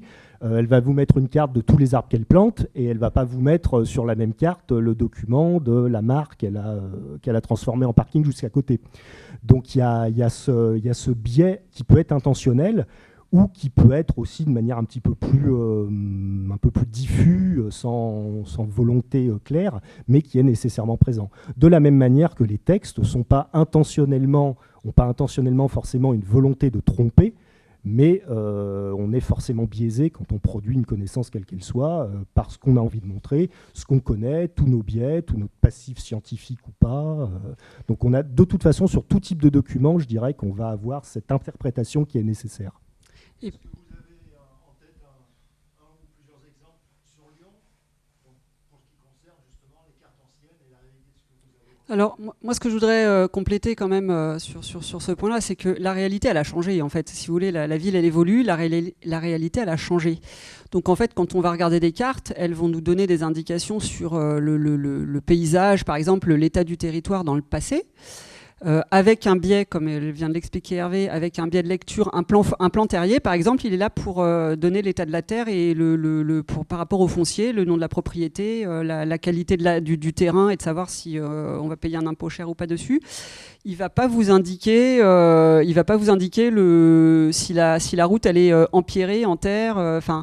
Donc de toute façon, oui, il y a un biais et oui, la réalité a changé. Après, est-ce que le plan du 18e est fidèle à la réalité du 18e, moi j'en sais rien, je suis né au 20e siècle, quoi. Donc en fait, en vrai, on ne peut pas répondre. Est-ce qu'il est fidèle? Nous, on ne peut pas considérer qu'il n'est pas fidèle, c'est notre seule source de lecture. Donc nous, on part du principe que les documents sont fidèles, représentent un type d'information. L'archéologie ne dit pas tout non plus. L'archéologie, elle donne des informations, mais elle ne dit pas tout. Et si vous voulez, le discours et la démarche scientifique, c'est de se rapprocher le plus possible et le plus honnêtement possible d'une certaine réalité qu'on perçoit et d'en restituer. C'est ça, si vous voulez, le discours scientifique, c'est ça notre travail. C'est d'essayer justement de vous rapprocher le plus possible de la réalité ancienne qu'on n'a pas connue de nos yeux et voilà, qu'on ne perçoit que de façon biaisée, entre guillemets, par différents types de sources. Mais c'est pas grave, en fait. Et donc, par rapport à la perception d'aujourd'hui et des vestiges que vous avez retrouvés et interprétés donc aujourd'hui, Oui. est-ce que vous avez un exemple sur Lyon par rapport à des cartes anciennes? Moi, j'ai eu alors on les a pas là, mais plutôt sur l'aspect naturel, parce que c'est ma branche, des secteurs où on devait fouiller et on était censé tomber sur des ruisseaux dans le secteur de Vèze, et quand on a fouillé, on n'a trouvé aucune trace du ruisseau en question. Alors, est-ce que c'est parce que le bonhomme qui avait fait la carte il y a 200 ans, sa carte n'était pas précise? Est-ce que c'est parce que nous, on n'a pas creusé assez profond? Est-ce que c'est parce que sur le terrain, on n'a pas été capable de repérer des sédiments suffisamment différents de ce qu'il y avait autour? Ça, on ne pourra jamais le savoir. Mais oui, il y a toujours très souvent des écarts entre ce que les documents nous apportent, texte ou carte, et ce qu'on observe. Après, le but du jeu, c'est pas forcément de dire la source n'est pas fiable ou l'archéologie est pas... En fait, nous, le but du jeu, c'est qu'on parle des territoires et des occupations du passé. On crée un discours scientifique sur les territoires anciens, et pour comprendre la ville aussi d'aujourd'hui, hein, c'est aussi le but du jeu. Et on n'est pas là pour chercher à mettre en défaut les sources. On est là pour collecter différents types d'informations et pour comprendre quelque chose et créer de la connaissance. C'est vraiment ça, en tout cas, le fond de notre travail. Donc oui, il y a des biais. Après, c'est le principe d'avoir une démarche scientifique, c'est d'avoir un regard critique, c'est de savoir ce que disent les sources, de ne pas prendre pour argent comptant une carte, un plan ou un vestige. Ou de le critiquer en disant oui, du coup la source elle est fausse ou le plan il est pas précis. En vérité, chaque source dit quelque chose. Et après, nous notre travail, on est scientifiques, on a des problématiques, donc ça va être répondre à la compréhension d'un site archéologique, ça va être répondre à une question sur le funéraire, ça va être répondre à une question sur l'évolution de la ville, par exemple. Donc en fait, on se pose des questions parce qu'il y a des choses qui ressortent et on va aller puiser toutes les traces et toutes les informations qui vont nous permettre de construire ce discours scientifique. On ne cherche pas à chercher une vérité à tout prix, mais on essaie de construire du mieux possible la connaissance qu'on a du passé qui n'existe plus aujourd'hui. C'est ça notre travail. Juste peut-être simplement pour finir le diaporama, et puis on peut poursuivre la discussion parce qu'on a bientôt terminé. Justement, donc un exemple d'évolution, donc là du quartier de Vèze, hein, avec un extrait au milieu du plan qu'on a vu tout à l'heure. Le même secteur au XVIIe siècle sur le plan de Simon Maupin. On voit bien que c'est à la campagne, hein, voilà, la place Valmy ici. Et aujourd'hui, Vèze en quartier vraiment très, très urbanisé. Moi, sur mes problématiques de recherche, justement, je suis plutôt sur des territoires quartiers ou grands territoires avec des questions d'évolution de l'espace, d'évolution de l'occupation du sol. Je ne suis pas, à titre personnel, attachée sur l'analyse des vestiges à proprement parler. Je travaille sur les contextes, donc moi, c'est des choses qui m'intéressent. Je travaille beaucoup sur la carto ancienne pour comprendre ces choses-là. Donc Hervé travaille beaucoup sur les formes naturelles et notamment l'évolution des fleuves. On sait qu'à Lyon, par exemple, le Rhône a beaucoup changé de style. C'était un fleuve à bras multiples qui a été canalisé. C'est un fleuve qui a une histoire très riche et qui, du coup, impacte beaucoup l'occupation à Lyon. Donc, on le sait à partir de la cartographie, on le sait à travers des prélèvements en contexte archéologique ou en contexte de prélèvements tarières qui apportent des informations. Et donc tout ça, l'idée, c'est de créer cette connaissance, de comprendre comment était la ville. Et sur les aspects du coup plus urbains, comment on a comment on est passé en fait du rural à l'urbain. Or Vèze, c'est un cas un peu emblématique parce que c'est un quartier industriel, donc il est très connu sous cet angle-là. Mais en fait, Vèze, à la fin de l'Ancien Régime, ce qui n'est pas si vieux, hein, nous on travaille sur des échelles de temps qui sont très longues, donc pour moi le 18e c'est hier, c'est pas très très vieux, et en réalité on était dans une physionomie territoriale qui est radicalement différente, dans une zone humide. Aujourd'hui on est vraiment sur les questions de climat, sur les questions la question de l'eau. On est vraiment sur des territoires et des quartiers qui étaient complètement des zones naturelles humides et qui ont été radicalement transformés par l'urbanisation. Deux derniers exemples en fait puis après on pourra discuter, simplement pour vous dire que nous on est également producteurs de cartes en fait, donc de synthèse de par notre activité scientifique. Donc un exemple pour Hervé. Alors désolé pour la carte en anglais, hein, c'est un document d'une publi, j'ai pas eu le temps de traduire. On parlait d'évolution, justement de la topographie, etc. Et là vous voyez justement ce que permet de faire l'approche informatique, l'approche système d'information géographique, qui permet d'intégrer et de comparer du coup dans un seul document, avec un seul outil, quelque chose qui provient à la fois de données archéologiques, donc des informations qu'on a fouillées, des choses qu'on a vues sur plusieurs fouilles, hein, plusieurs dizaines de fouilles dans le secteur de la presqu'île. Hein. Ici, vous avez la Saône, ici, vous avez le Rhône. Oui, c'est indiqué quand même Place Bellecour, Carnot, etc. Des cartes anciennes du 19e siècle, ce que je vous montrais tout à l'heure, ces fameuses premières cartes topographiques qui nous permettent d'avoir une information sur ce qui se passe au 19e, et évidemment la topographie actuelle.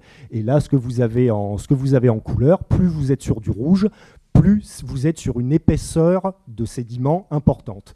Donc là, on voit très clairement qu'entre l'Antiquité et le 19e siècle, on a eu une augmentation de près de 5 mètres de la hauteur, de l'altitude de la presqu'île, à l'exception du secteur de Perrache qui encore à cette époque-là était en eau. Le fleuve passait encore dans ce secteur-là.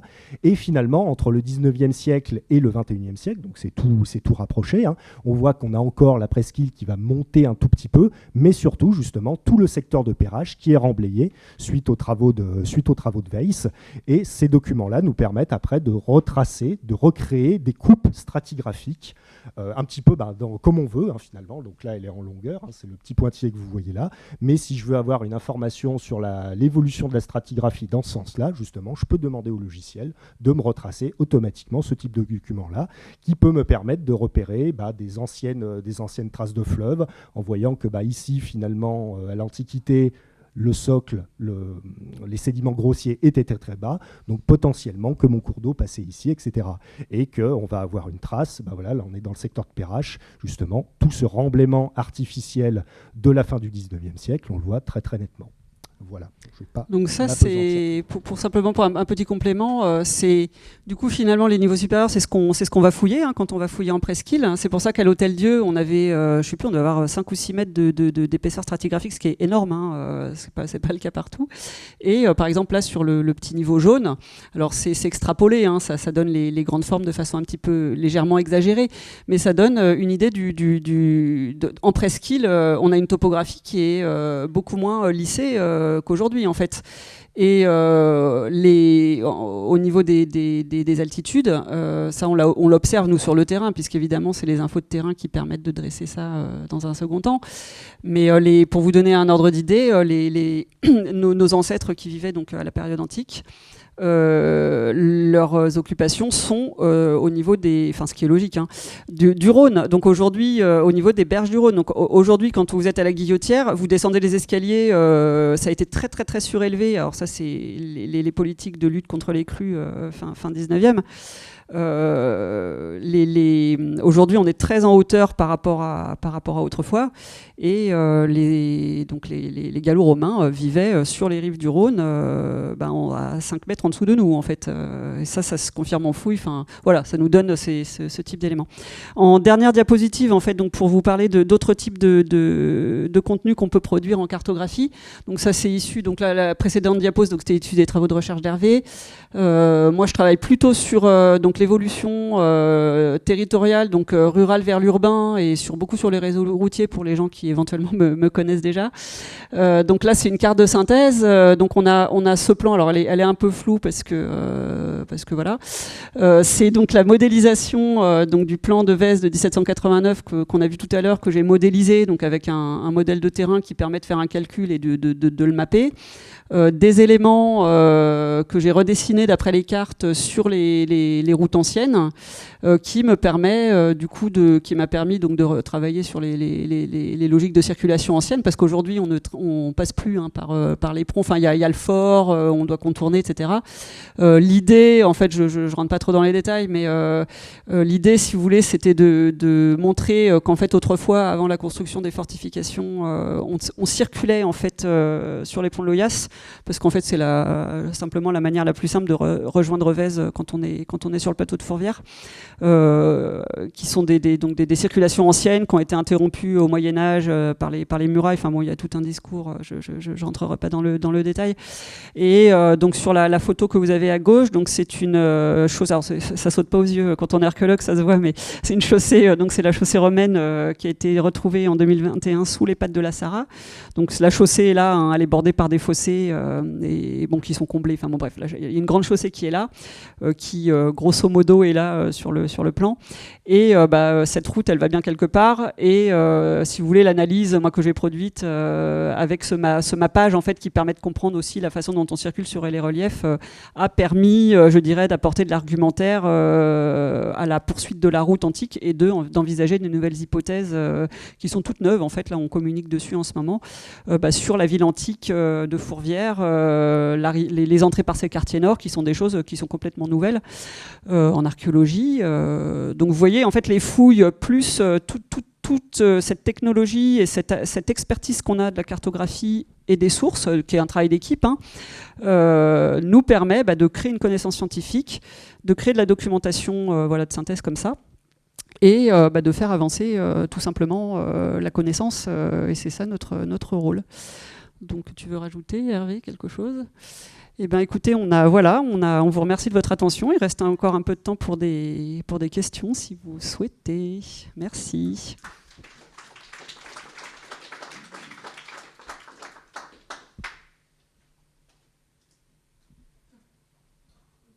Oui, madame.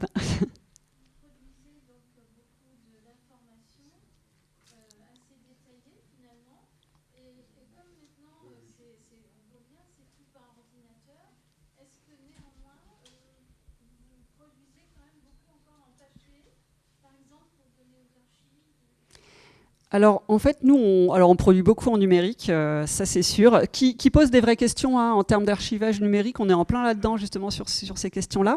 Après, nous, en fait, sur les rapports d'opération archéologique, ils sont imprimés. Et donc ils sont, ce que je disais tout à l'heure, donc ils sont imprimés, ils sont en version papier à la DRAC.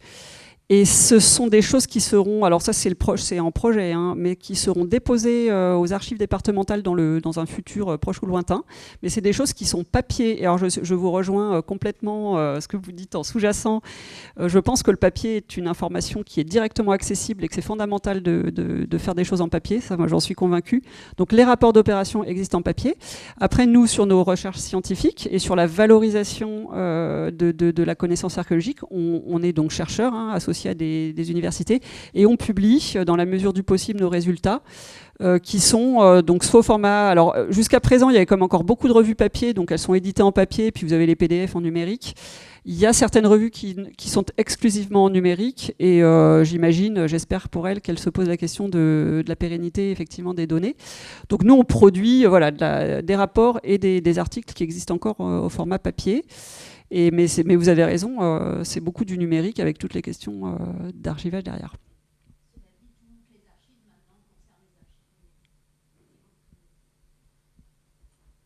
Merci pour ce complément. Oui ? Est-ce que de temps en temps vous tombez sur des impossibilités d'interprétation ?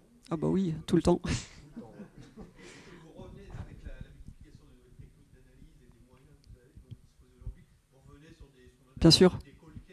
Ouais, mais complètement. De toute façon, en fait, c'est le principe de la science, et il faut même partir du principe qu'on va pas répondre à tout, et c'est la multiplication. Alors, des choses qu'on comprend pas tout le temps, ça c'est sûr. Le travail de post-fouille, c'est-à-dire d'interprétation du site, est très complexe et très énergivore aussi intellectuellement, donc il y a une fatigue aussi. Enfin, il y a vraiment un travail d'équipe, et des fois on n'y arrive plus, on comprend plus rien. Donc il y a des choses qu'on évacue, on ressort après de la fouille les éléments je vais dire, les plus probants et qui ont vraiment du sens. C'est là-dessus qu'on va insister, ce qui est vraiment pertinent. Et après, bien sûr, on revient, et quand on a trouvé un nouveau truc, qu'on a des nouvelles infos, on réinterprète, et puis là, on va republier dans le futur en complétant. C'est la recherche, en fait, c'est l'avancée de la recherche. Donc, et là, pour le coup, le support numérique a aussi son avantage, c'est que finalement c'est un support qui est vivant, là où une carte papier, une fois qu'elle est sortie, si on veut refaire, mettre à jour, il faut tout reprendre, le dessin, etc. Là, on est finalement sur un document qui peut être reproduit quasiment instantanément, finalement, en changeant un point, une information dans une de tous ces tableaux que je vous ai montré tout à l'heure, et on peut mettre à jour finalement au fur et à mesure des découvertes de manière très très dynamique. Donc là, pour le coup, c'est un avantage de travailler sous forme de système d'information. Il y a moins de cold case, finalement, tous les cas restent chauds, en quelque sorte.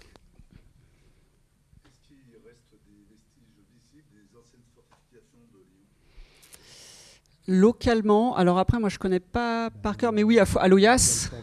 Il y a le fort de Loyasse dans le cimetière, là, qui est... Sur Blandan, le parc Blandan, on devine encore une partie des glacis, des anciennes fortifications. Saint-Georges. Ouais, alors après, il y a beaucoup de fortifications. Si, on a encore... Ouais. Ouais. Donc localement, on voit. Après, il y a des choses un peu traces. cachées à Croix-Rousse aussi. À Croix-Rousse, il y a dans les parcelles. Ouais, il y en a, c'est très caché, exactement.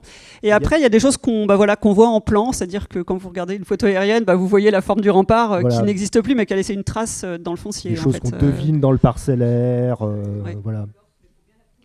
Ouais. Non, mais complètement. Donc il y a des choses, voilà. Et puis il y a...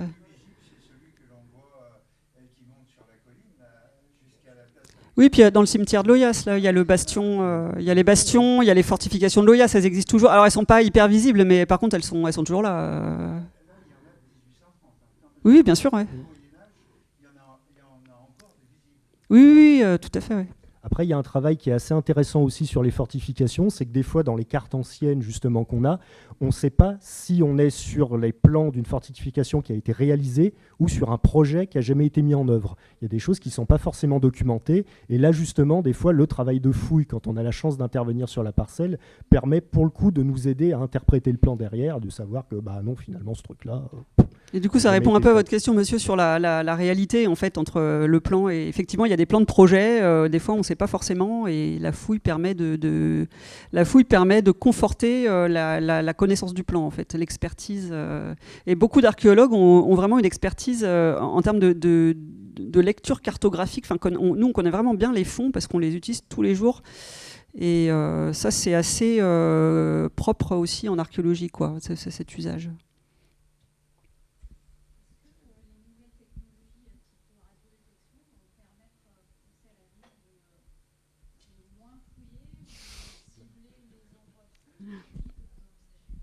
Alors, on a fait des essais avec des techniques, effectivement, géoradar, géoélectricité. Donc, c'est en gros des méthodes, pour les gens qui ne connaissent pas, qui permettent d'avoir une lecture de ce qu'il y a sous terre. Alors, quand on est à la campagne, distinguer un mur enfoui au milieu de terres agricoles, ça va fonctionner. Le problème, c'est qu'en urbain, on va avoir généralement une succession d'occupations, de bâtiments qui se sont marchés les uns sur les autres. On va avoir aussi le problème des réseaux contemporains, des réseaux d'adduction d'eau, des réseaux électriques, qui vont en général lourdement perturber tous les capteurs qu'on a actuellement. Donc en urbain, tous les essais qu'on a faits, c'est quand même assez mitigé. Donc, alors, je ne veux pas m'avancer trop, je ne veux pas être pessimiste. Mais globalement, je pense que la fouille traditionnelle, où vraiment on ouvre et on regarde, ça va être difficile de s'en passer. On Et n'est pas tout de suite au chômage. pour compléter, parce que vous posez une question assez classique hein, que les gens nous... Parce qu'on est les archéologues, tout le monde rêve de l'archéologie, mais on est les empêcheurs de tourner en rond et on retarde les travaux, ce qui n'est pas vrai puisqu'on intervient en amont. Je tiens à faire cette précision. Et si vous voulez, nous, notre travail, c'est pas de découvrir, c'est pas de trouver des vestiges, contrairement à ce qu'on peut croire. Nous, ce qu'on veut, c'est créer de la connaissance scientifique et parler des sociétés du passé. Donc en fait, si on parle des sociétés du passé sur une image géoradar, parce que je ne sais pas si vous en avez déjà vu des images géoradar, mais ça vous dit rien, ça vous donne une idée de la résistivité du sol. Nous, c'est pas. Enfin, même un jour, j'ai quelqu'un qui faisait du pendule et qui m'a dit ouais, mais moi avec mon pendule, je suis médium et j'arrive à trouver où il y a un mur et où il y en a pas. Et ce serait super que il m'a dit ça comme ça. Ce serait super que les archéologues travaillent avec des médiums parce qu'en fait, on peut trouver plein de choses facilement. Il n'y aurait pas besoin de fouiller. Mais bon, je le crois sur parole qu'il est très bon médium, hein, j'en doute pas, je ne remets pas en cause sa capacité. Mais nous, c'est pas notre job en fait. Notre job, c'est de voir, de comprendre les relations stratigraphiques et tout le travail fin d'analyse des vestiges. Ça ne se fait que par la fouille. On ne serait pas des scientifiques si on ne travaillait pas, si on travaillait que avec des images indirectes de méthodologie qui arrangent l'économie, parce qu'en fait la question elle est là. Hein. Donc il y a des vraies problématiques autour de ça, parce que il y a des conflits entre le monde économique, l'évolution urbaine et l'archéologie. Nous, notre objectif, nous, on aime les parkings souterrains aussi, hein, on aime bien se garer, on est des humains, voilà. Simplement, il y a eu l'archéologie, nous, on répond aux lois sur la préservation du patrimoine et sur la création de la connaissance archéologique. Notre rôle et notre métier n'est pas de ni bloquer de l'aménagement, ni de sanctuariser des espaces urbains en bloquant tout. Donc en fait, la fouille, elle est incontournable parce qu'en fait, c'est ce qui permet de créer la connaissance et de respecter ce métier. Et la plupart du temps, de toute façon, quand il y a des arbitrages à faire, ça se fait rarement en faveur de l'archéologie. Nous, on laisse des terrains, des fois, on a une certaine durée. Il y a des conventions, on prépare l'opération, il y a un consensus qui est trouvé entre le projet d'aménagement, donc le SRA qui s'occupe de faire la diplomatie, l'opérateur d'archéologie. Nous, ça nous est arrivé de quitter des terrains parce que la date de fouille était arrivée, on est arrivé au bout et on n'avait pas tout fouillé et on a dû laisser en plan. Et tout a été rasé derrière nous. En fait, c'est ça la réalité. Donc, je tiens, je m'emballe un peu, mais je tiens à faire ces précisions parce que c'est des questions qui reviennent souvent en fait. Et voilà, nous, notre rôle, c'est vraiment de créer cette connaissance avec honnêteté et avec science en fait. Voilà. Après, pour compléter quand même, ces nouveaux capteurs, on va donner des choses positives, c'est aussi une nouvelle information. C'est comme une image aérienne, c'est comme un carottage, c'est de la donnée supplémentaire. Elle est exploitable ou pas, pertinente sur un terrain ou pas, mais nous, c'est un outil de plus, donc c'est toujours le bienvenu. Ça ne remplacera pas, comme dit Mélanie, à un moment donné, quand même de creuser pour voir vraiment ce que c'est, le machin. Et de comprendre ce qu'on trouve, quoi, parce qu'on ne comprend pas autrement. Mais c'est des outils de plus, donc en ça, c'est bien.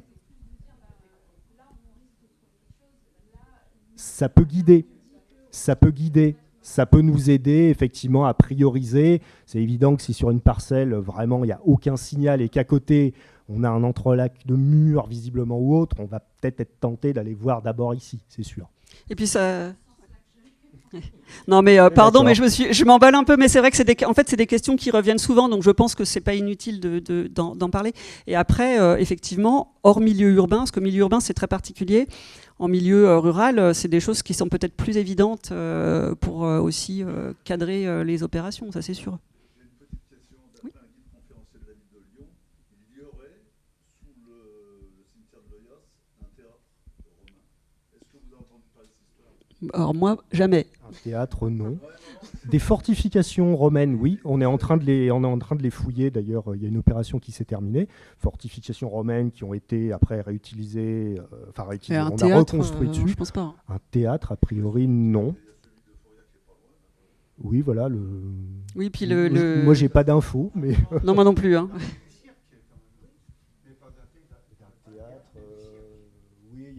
hypothèses, voilà. Jusque-là, on n'a rien retrouvé, en tout cas, qui va dans cette direction-là. Mais c'est Des là- fortifications, c'est- ouais. oui, mais bon. Après, voilà, on fait des hypothèses. Le cirque, le cirque antique, c'est encore à l'état d'hypothèse. Il y a des propositions qui sont faites. Il faut que la science avance des hypothèses tout en restant honnête. Ça reste des hypothèses. Des fois, les gens s'emballent un peu et fabriquent des mythes, mais c'est une autre histoire. Mais il faut qu'on avance des hypothèses parce que sinon, on n'avance pas. Donc, des fois, nous, on met vraiment tous les jalons qu'il faut pour avancer des hypothèses. Mais c'est la science en marche, quoi. Et puis un jour, l'hypothèse, elle est invalidée ou elle est validée. Et c'est ça qui est intéressant. On laisse. Voilà. Il y a des marronniers, voilà. En archéo aussi. Un grand merci à tous pour votre écoute. Merci beaucoup.